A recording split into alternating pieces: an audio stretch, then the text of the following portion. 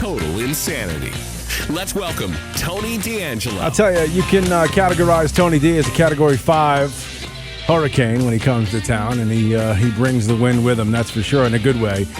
Tony D doggedly going after everybody who is in the wrong, whether it be locally or nationally. You can follow him online, Tony D'Angelo7 at Twitter. Tony, good morning. How are you?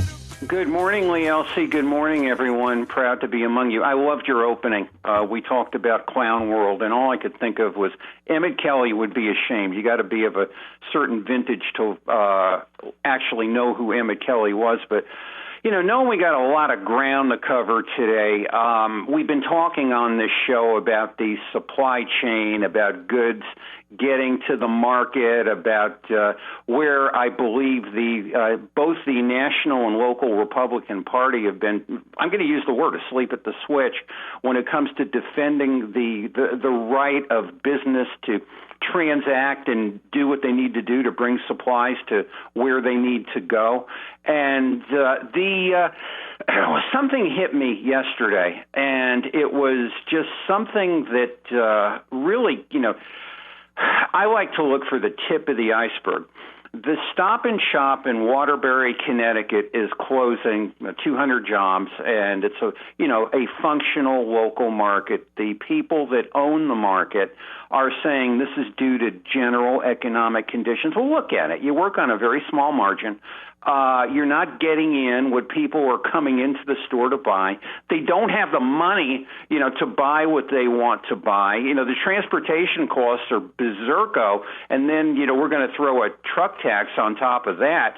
And, now we have this specter again of a national rail strike. And I just look at this, Lee Elci, and I say, does anybody here get what's happening? Does anybody in any part of political land understand Economics 101? And I don't know what to do or what to say other than scream and yell, and I'm very grateful for this opportunity to do that. But two things I want to say here to folks is, people, you need to be asking these questions if you're elected officials. You need to say, what are you doing about this? A mom can't get baby formula for crying out loud. And that's, typical of what is going on in political land. The other thing is, prepare. We're looking again at the possibility of this national rail strike because our stupid Secretary of Labor can't do math in his head and tried to recant what he did. Another political fool in action. I just hate to say it, but, it's like baseball. I hate to say it, but you're on your own. Your ball, my friend. I can't believe that there's a Stop and Shop closing. I can't remember that ever in my lifetime. I remember a couple ShopRite. I'm sorry. Let me correct that. ShopRite. Okay. But the only one I can remember closing anywhere near me was a Big Y that was in a horrible location in, right across from two other supermarkets, like down the road. And I understood why that one closed. But I can't remember an actual supermarket, like a big chain closing. Can you?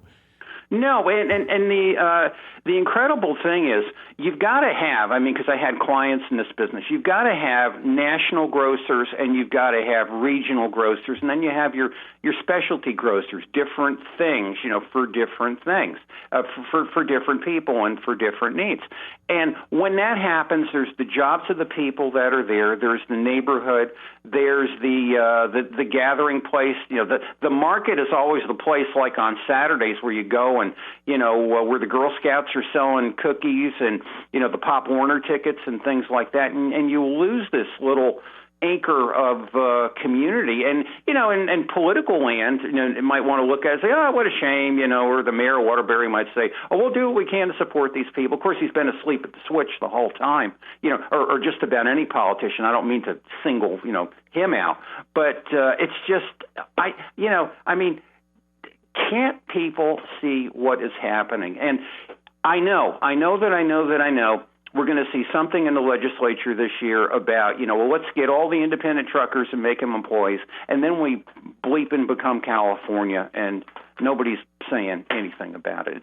It's so troubling to me. It's like watching a disaster movie that you can end a disaster. And as we were talking off the air, it's as if half of the public is just deaf, dumb, and blind. They just don't want to believe. They don't deal with it. The people running against it aren't telling what they're going to do.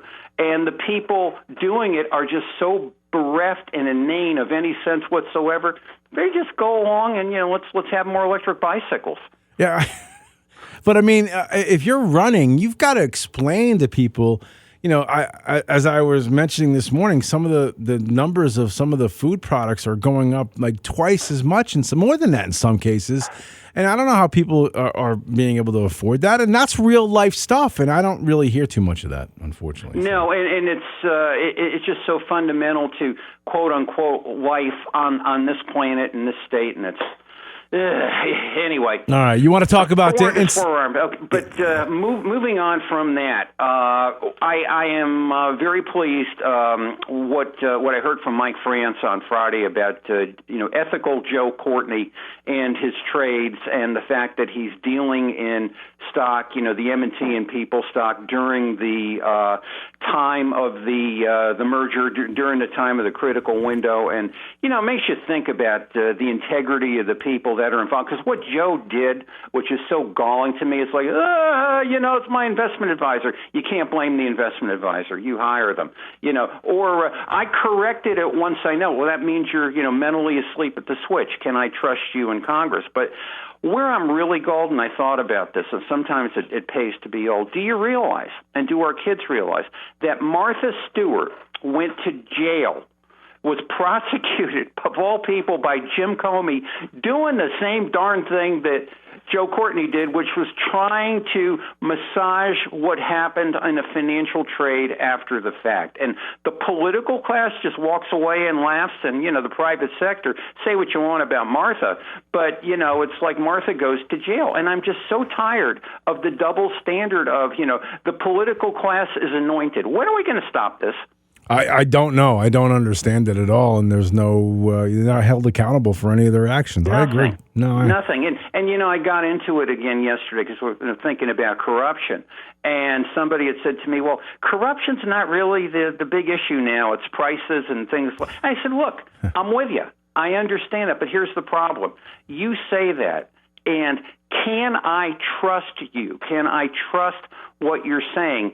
Because you've done things in your character, and you've done things in a flip-flop that make me wonder. And if you can make me trust you, if you can make me see that you're going to clean house, and then you're going to talk about these things which are so critical, you become a lot more believable."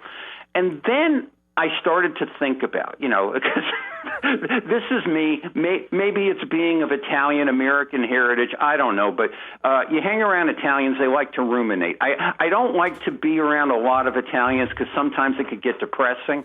But basically, it's like, how did we get to where we got to? And I'm thinking, well, 2 years. Okay, 2 years we've been doing this. 2 years we've been talking about, ethical malfeasance and things that are wrong. And, we're largely in the same place that we are right now. And I thought about all the, the myriad frauds that have taken place, like West Haven, Connecticut, and the COVID relief. And one thing there, which really you never, ever, ever hear about because they're so focused on, the kid DeMassa and the casino tokens and things like that. There's 4 people on that play. DeMassa, his wife Knox, a fellow named Bernardo, and somebody named John Trisacco. You can read about this in the federal indictment. He somehow gets $500,000, spreads this among 2 corporations, one in Beverly Hills, California, on Mulholland Drive. You look it up, it's a vacant lot. And then there is, his garbage company in Brantford, and $500,000, where did it go? Now, to your point earlier as to, what's with the federal investigations, what's with this other stuff, my theory, which is circumstantial because it goes to Peasers in Philadelphia and a bunch of other things, is Joe's calling off the dogs, Joe Biden. He doesn't want this thing in the election stretch. You may hear something after, depending on who gets in power. But this is why you're not hearing about these things. But then you wonder, if $500,000, mere bag of shells. And then it was really good this week. Ned Lamont, of all the stupid things Ned Lamont has ever done, he started something on Twitter called Ask Ned Anything. and people were asking Ned questions. George Colley, God bless him, had all the questions he had ever asked since January, and of course dead air and silence. And Ned was answering the questions like, well, Ned, do you like being in the fall in New England? Anything inane, Ned was answering. But my question to Ned was, and all the things and all the ethical balls dropped by everybody in media and political land, is there's something in the University of Connecticut Foundation. Again, the University of Connecticut itself is not a tax-exempt organization. They lost their tax exemption. Their investments are in a private, actually a public foundation, which is hidden or away from the disclosure of public view. There's a $58 million investment in the year 2000 in something called the Horse Barn Hill Investment Fund. And the Horse Barn Hill Investment Fund was started right around the time of the public offering of Oak HCFT, and it's based in the Cayman Islands. And it's, during the time when no bid COVID testing was going on. And, my question to Ned, and I actually, whatever you can get in 140 characters, another Ask Ned Anything. The UConn Foundation made a $58 million investment in a secret tax haven. At the same time, Semaphore did no bid COVID testing, and Oak HCFT was seeking investors for Semaphore. Explain to me why none of this has anything to do with you. And it's like, we don't know. And it's like, well, why does a tax-exempt foundation, which is tax-exempt, go to the Cayman Islands, which is a tax haven? One big word, secrecy. And another thing is, as we talked about this in the past, hedge funds are compensated on volume. So if it's not your investment and it's someone else's investment, you get what's called a 2% and 20% on that. And, again, we don't really know. Oh, and another thing, in the Horse Barn Hill Investment Fund, the same darn players in that fund are the same players in Oak HCFT. Nothing to see. Right. No, don't, it's perfectly okay. But, we have these four, I like to call them the four nonprofits of the apocalypse in Nedland. We talked about the UConn Foundation, of course. There's Advanced CT. Advanced CT. $900,000 to McKinsey.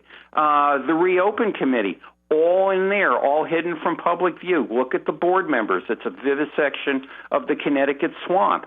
You've got also the remanufactured Advanced CT, which is the Connecticut Economic Resource Council, and that is largely funded by utilities. It's kind of like, I don't know what you want to call it, like a swear box. Whenever a utility gets fined, the contribution goes in there, and they use it for people to work around different limitations you might have with political contributions and things like that. And you've also got this thing called 4CT, which we have looked at in the past. And other than, and this one's a little bit murky, other than being how can I put it, a way to get Emily Lamont, who's Ned and Nanny's daughter, to give her some presumably gainful employment, and a way to get appreciated property donations to charity. They have a large dealing with McKinsey, the same McKinsey that's in Advanced CT. And you wonder, it's McKinsey. Is it McKinsey, who's the father and mother of the vaccine passport? Is that in one? And then, voting is in another for all the dubious things that McKinsey has done. You can read about them. You can look it up. But, Ned governs by using these little shadowy nonprofits where we can't see, we can't go into the UConn Foundation and say, well, how are you investing students' money? And how did the Horse Barn Hill Investment Fund happen? I tried that, and it's like, well, next stop federal court, pretty much. They will not tell you, or why McKinsey is involved in two nonprofits. This is how Ned governs. So basically, if it's me, if it's Tony D'Angelo asking a question at, say, a debate or a candidates forum, whatever it's called. I got two questions. My first question for Ned Lamont is, why are you using these nonprofits in government? We don't get to see anything. It's like, do you know better than we do? And the other thing is, for the other candidates is, what will you do? I think auditing every agency is a nice statement by Bob Stefanowski. I think it's the tip of the iceberg. Why is there never any mention of why government is conducted under the cloak and secrecy of nonprofits? Because that should not be, my friend.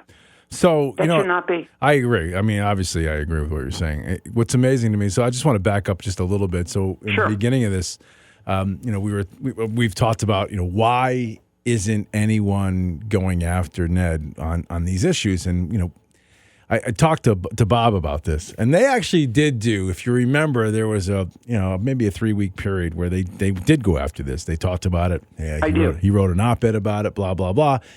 And getting a chance to talk to Bob, his response was, and listen, they do not skimp when it comes to getting information, and I mean that by polling and all of that, all that's associated with that. So Bob has put a lot of his own money and a lot of other money into this campaign to the tune of probably close to $15+ million. So there's really no stone unturned. You know what? Sadly, they found out nobody cares. Nobody cares about this. The electorate they don't care. They expect their politician to have a certain level of corruption. That is so sad, Tony. I don't even know where to begin with it. But I will respectfully disagree with the concept, because they don't care because they don't trust the politician, meaning that if the politician comes out, temptations, vote for me and I'll set you free, they don't believe that either. It's you don't believe somebody's conduct if you know they're lying, and then you're not going to believe anything else. And that, I think, is a fundamental nub here in this campaign and this issue that's really being missed. Well, me and you care. Me and you care, and the people listening care. I mean, to me, it's the most important part of a politician is whether or not they're trustworthy or not. I can work from there, right? We can work on certain things if I can trust you. Tell me what you're like, and I can deal with it, right, whether I like it or not. I just think that there's a large chunk of people out there who are living their life with tunnel vision, and as long as their personal space is uninterrupted and isn't affected negatively, they don't care about this stuff, and I don't know what to say about that except it's sad. It is, but I think they're going to care when they start to be personally affected, and that's basically it. I mean, you don't care. Well, it's you now have no more money to get from the government because it was taken by creepy characters, right, and by very shady investments into nonprofits, and you're not your welfare benefit. You're going to care. Yeah, I agree. You're going to care. All right. That's what I'm saying. I think the trust thing is being overlooked. My opinion, I agree with you. I'm with you. If it were me, I would hammer this until if I had my sledgehammer out until my my blisters and my calluses were bleeding. I would hammer this as long as the day, as long as the day is, and that would be what I would run. My campaign would be on that and crime in the state, and of course inflation. That's where I would go. But I mean, I don't know. I do think people care about it, but according to the people that the research, they don't. They feel as though they don't. So that's why they moved off that quickly. Yeah, fair enough. I think it's going to hurt you personally. That's me. All right. Do you have time for one more, or is that it? I have one more. Right. One of the things that I do want to mention is Ned likes to play the ethical route, and Ned has the ethics plan. And if you haven't looked at what Ned is doing, he's not even transacting out of the entities that are listed in this plan. And there's something in that plan called an independent intermediary who's supposed to be, sort of like a fakey blind trustee to monitor. He's had 3 years to appoint that person. He never has. I mean, it's don't believe any single, and if you're not attacking that, and if you haven't studied that, I can't help you. I've done my best. pretty much, because it's we just can't have fake government. Yeah. And if people don't care, they're going to start to care when they go to the grocery store and they're not going to be able to get what they want, and then the store's going to close. Yeah. And then it's going to be too late. Yeah, you're probably right about all that. Tony D'Angelo, Tony D'Angelo 7 on Twitter.